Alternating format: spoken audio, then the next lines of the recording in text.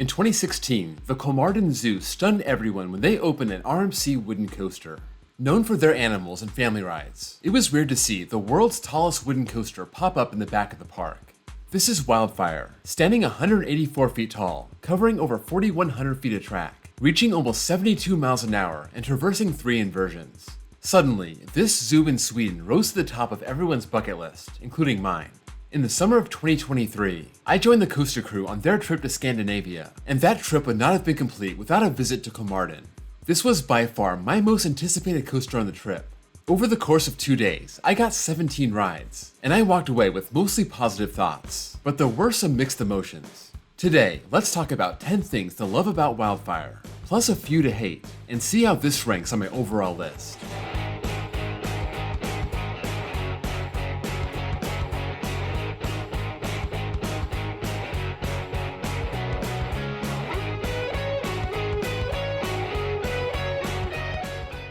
The first thing to love is not something that everyone loves, and that's the trains. RMC trains seem to get more jeers than cheers, but I've always been a fan.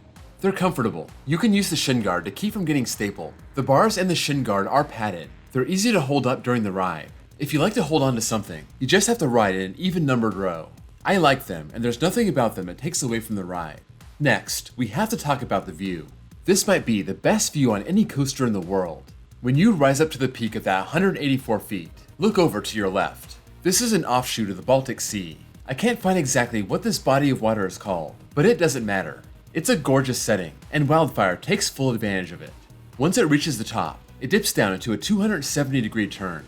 I don't know if this was truly needed to line up the first drop, or if they did it so you can soak in that view for a few more seconds. Speaking of that first drop, that's the next thing to love. It has some speed coming off that pre-drop and turn, but it loses some of that momentum as it rises up before dropping down.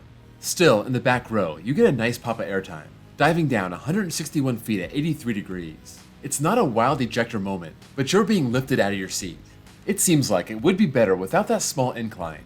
It would be more like Raging Bull's first drop, which is like a slap right in your face, but this is still one of the better RMC first drops. Also, you got some mean head choppers in there, and that just adds to the experience. Before you can even comprehend that drop, you're thrown into the ride's best element, this 0G stall. This might be the best stall of all time, one of the greatest inversions ever, period. It's so tall, the train slows down a lot, and you're left hanging there for the longest time. I was there when it was around 70 degrees and very cloudy, so maybe it was running slower than normal. That would hurt the ride later, but when it comes to this stall, I think it made it elite.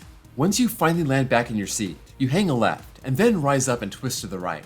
This is a very quick wave turn, but the way it twists you the opposite direction of where you're going, the only way I can describe this is chaotic. Where the stall is very graceful and drawn out, this wave turn is very jarring and quick. You get tossed out of your seat while getting laterals. You're high off the ground. It's just a whoa moment. Then you dive into a shed, get blasted with mist, and then you enter the part of the ride that's the next thing to love, the train layout. The first quarter of the ride is so high off the ground, but after that wave turn, you're hugging the ground.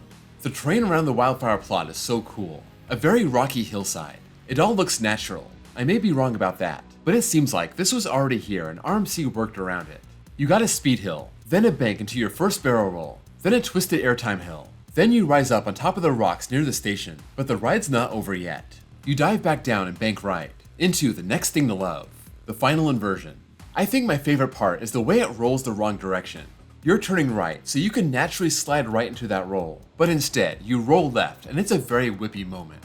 You then rise up, turn right, drop under the lift hill, and there's the next thing to love, the switchback finale. You're right up against the rocks, and you bank left to turn into them, then bank right to avoid slamming into them. Then you have one more quick turn as it rises into the final brakes. This reminds me a lot of El Toro's finale, or the way Maverick starts off, or even to a lesser extent, I-305's amazing switchbacks. It's not quite that extreme, and RMC had very little space to get the train back to the station, and they thread the needle using these quick maneuvers to do it, and it's a great way to end the ride. When you hit those final brakes, you just experienced a 51-second ride. This does not include the turn off the lift. That's an awesome touch, but I don't consider that prime ride time. From the first drop to the final brakes, 51 seconds makes it one of the longer RMCs. It's about the same ride time as Untamed. It's 1 second behind Lightning Rod. It's 4 seconds better than Iron Gwazi and Wildcat's Revenge.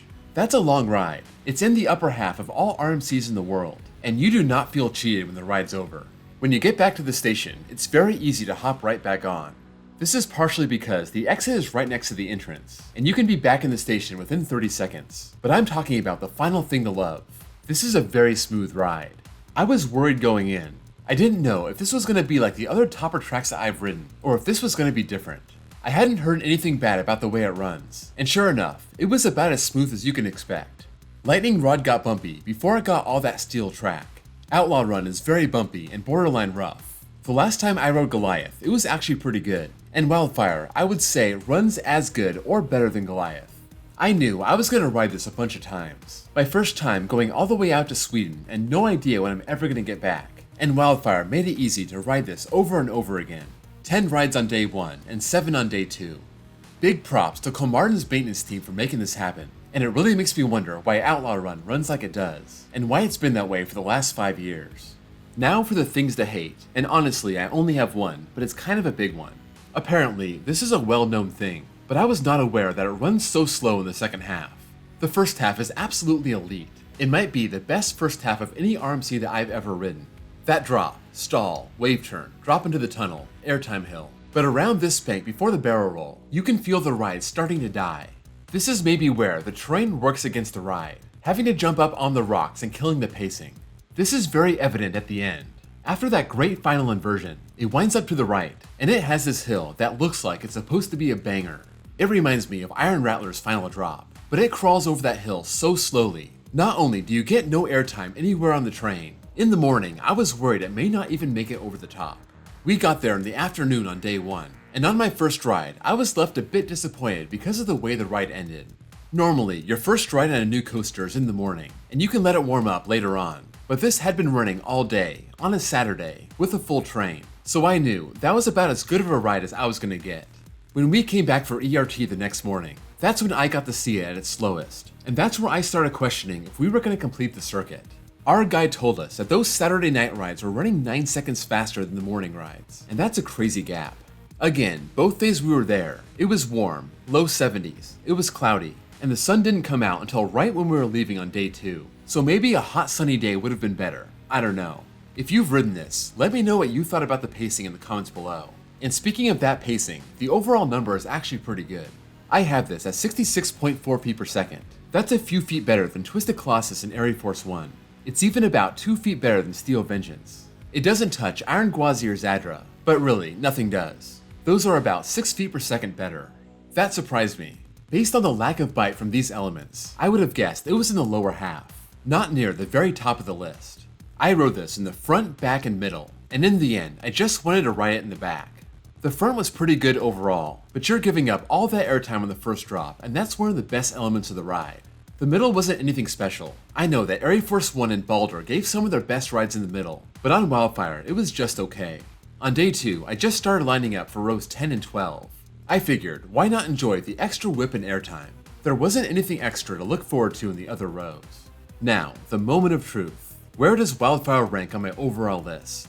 First things first, when it comes to RMC topper tracks, this is way better than Goliath, and there's no doubt it's better than Outlaw Run.